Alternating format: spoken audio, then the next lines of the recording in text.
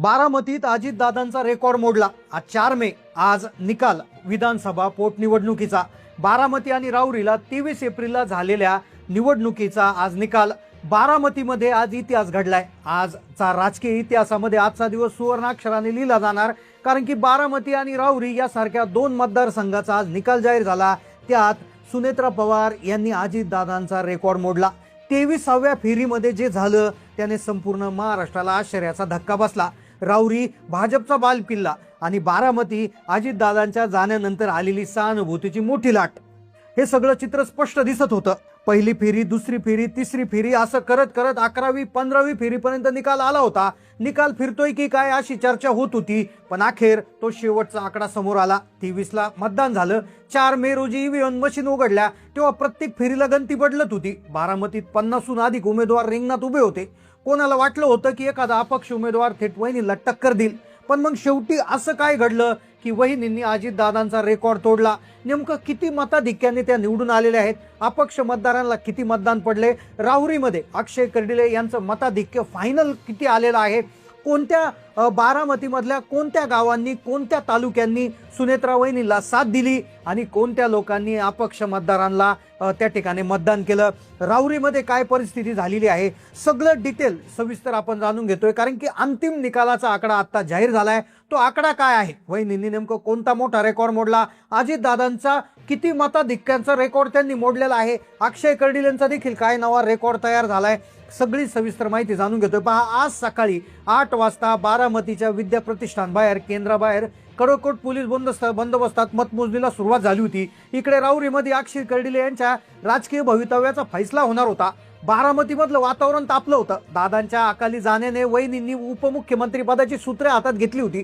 त्यांना आमदार होणं अनिवार्य होतं, जिंकणं त्यांच्यासाठी गरजेचं होतं, पण अतिशय कमी मतानं जिंकणं किंवा अगदी कसं तरी जिंकणं हे तिथं नव्हतं। लोकांना पाहायचं होतं सहानुभूतीच्या लाटेत 98-99% मतदान त्यांना पडेल हे पाहायचं होतं, आणि अखेर त्यांनी तो रेकॉर्ड मोडला। मग फायनल किती जागा मिळाल्या? खरं तर पहिल्या फेरीपासून सगळा सन्नाटा पसरला होता। बारामतीमध्ये शांतता होती तर राऊरीत खळबळ उडाली होती। पहिली फेरी सुरू झाली तशी बातमी केंद्राबाहेर आली की राष्ट्रवादीच्या, त्यामुळे कार्यकर्त्याचे चेहरे पडले।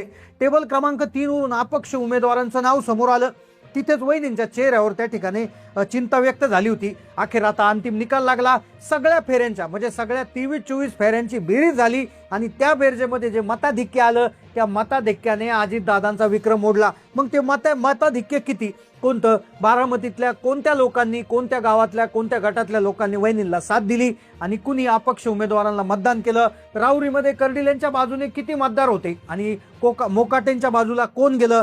सगळी सविस्तर माहिती आता उघड होणार होती। जवळपास सकाळपासून ही रणधुमाळी चालू होती, काउंटिंग सुरू होती, सगळीकडे टीव्हीला बातम्या येत होत्या, पण अंतिम निकाल आत्ताच लागलाय। कारण की शिवाजीराव कर्डिले यांच्या निधनानंतर त्यांचे चिरंजीव अक्षय कर्डिले रिंगणात होते।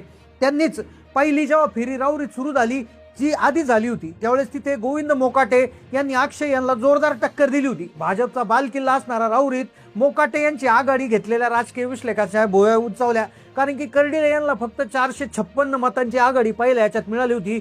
तर इकडे साधारणपणे इकडे बारामतीमध्ये जर बघितलं तर पहिल्या फेरीमध्ये जर आपण गणित बघितलं तर सुनेत्रा वहिनी 4 ते 5 हजार मतांमध्ये त्या ठिकाणी येताना दिसत होत्या। पण पहिली फेरी पूर्ण झाली आणि आकडा दिसला 16,000चा, आणि इथूनच आशा पल्लवी झाल्या। दादांचं रेकॉर्ड एका वर्षीचं 1,10,000चं होतं, तर एका वर्षीचं 1,74,000चं होतं, तर एका वेळी तर संपूर्ण महाराष्ट्रामध्ये सर्वाधिक मताधिक्याने ते निवडून आले होते। प्रत्येकाला वाटत होतं की आता काय होणार।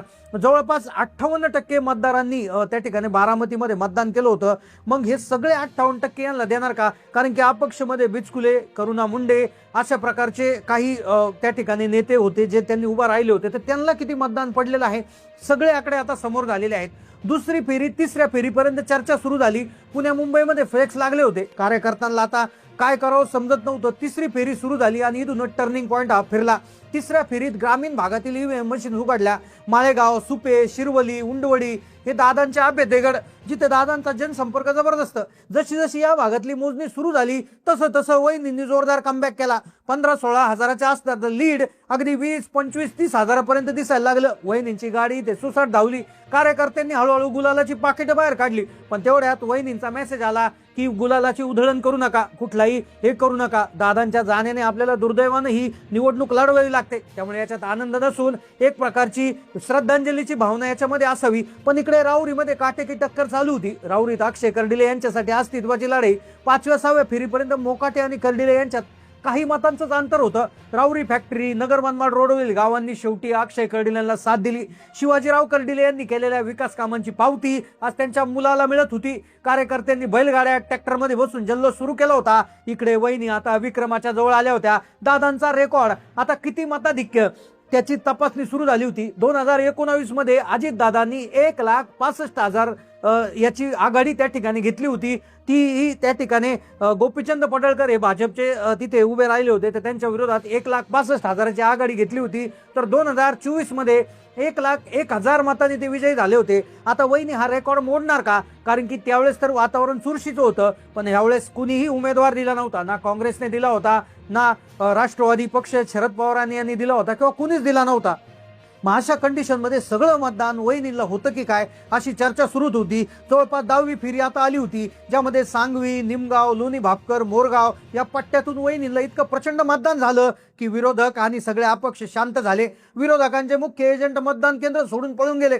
टीव्ही स्क्रीनवर वहिनींचा ग्राफ सरकन सरकला. आता जसा जसा निकाल अंतिम टप्प्यात आला होता, 22वी फेरी, 23वी फेरी, आता शेवटची फेरी बारामतीमध्ये दिसत होती, तसा तसा जल्लोष वाढत गेला. उपमुख्यमंत्री म्हणून सुनेत्रा वहिनींचा ताफा आता त्या ठिकाणी तिकडे येतो की काय अशी चर्चा सुरू झाली होती. कारण की आकडा जो अंतिम समोर आला होता तो खूप दिलासादायक आणि आनंददायी होता. उपमुख्यमंत्री पदावर राहायचे म्हणलं कमी जास्त मताने जिंकून जमणार नव्हतं, तर मताधिक्य हे सर्वाधिक असायला पाहिजे अशी शक्यता होती. त्यांच्या विकासाच्या वहिनी आणि बारामतीची भाग्यलक्ष्मी म्हणून लोक त्यांना संबोधत होते. आणि अखेर तो आकडा तो समोर आला जो तुम्हाला थक्क करेल. 23व्या फेरीचा अधिकृत आकडा जो समोर आला होता, जो पाहून बारामतीकरांचे डोळे विस्परले. महाराष्ट्रामध्ये रेकॉर्ड तुटला. अजितदादांचा जो रेकॉर्ड होता तो आकडा आला 2,09,718. 2,09,718 हे मतदान त्यांना मिळालं होतं. मग आता त्यांचं लीड किती यासाठी अपक्षांची आपल्याला बेरीज पाहावं लागेल. त्यांना टेन्शन देणाऱ्या अपक्षांची हवा पूर्णतः गुल झाली. 50हून अधिक अपक्ष उमेदवार रिंगणात होते. त्यांची एकत्रित बेरीज फक्त 4,771 मतांपर्यंतच मर्यादित राहिली. करुणा मुंडे यांनी 51 मतं मिळवली, तर अभिजित बिचुकले यांनी 33 मतांवर समाधान मानलं. तर नोटा या पर्यायाला 114 मतं मिळाली. म्हणजे ज्या अपक्षांनी सुरुवातीला वहिनींच्या चेहऱ्यावर चिंता आणली त्यांना बारामतीच्या जनतेने पूर्ण नाकारलं. सुनेत्रा वहिनी 2,09,718 मतं घेऊन या विजेत्या ठरल्यात. म्हणजे जवळपास त्यांना 2,03,000च्या आसपास त्या ठिकाणी मताधिक्य मिळाले आणि हे 100% दादांचा रेकॉर्ड त्यांनी मोडलाय. अक्षय कर्डिले राऊले यांनी याच्यामध्ये देखील 1,00,000च्या पुढे त्यांना त्या ठिकाणी त्यांचं लीड झालेलं आहे. आणि विरोधक आणि अपक्ष मिळून केवळ 4,700 वर समाधान मानावं लागलं. सुनेत्रा वहिनींनी अजितदादांचा 1,65,000चा रेकॉर्ड मोडत 2,00,000हून अधिक मताधिक्याचा नवा इतिहास रचला. हा विजय केवळ सहानुभूतीचा नव्हता, तर बारामतीकरांच्या दादांच्या नेतृत्वावर असलेला अढळ विश्वासाचा होता. तर असा होता बारामती आणि राऊरीचा निकालाचा थरार. सुनेत्रा वहिनींचा रेकॉर्ड ब्रेक विजय मिळून हे सिद्ध केले की बारामतीचा गड अजूनही अजितदादांच्या विचाराने चालतो. तिकडे राऊरीत अक्षय कर्डिले आपल्या वडिलांचा वारसा समर्थ पुढे नेला. ऐतिहासिक विजयाबद्दल तुम्हाला काय वाटतं? वहिनींनी दादांचा रेकॉर्ड मोडला, हे बारामतीच्या विकासासाठी कसं ठरेल? तुमच्या प्रतिक्रिया कमेंटमध्ये नक्की कळवा. हा व्हिडिओ आवडला असेल तर लाईक करा आणि अशाच अपडेटसाठी आपल्या चॅनलला नक्की सबस्क्राईब करा. धन्यवाद.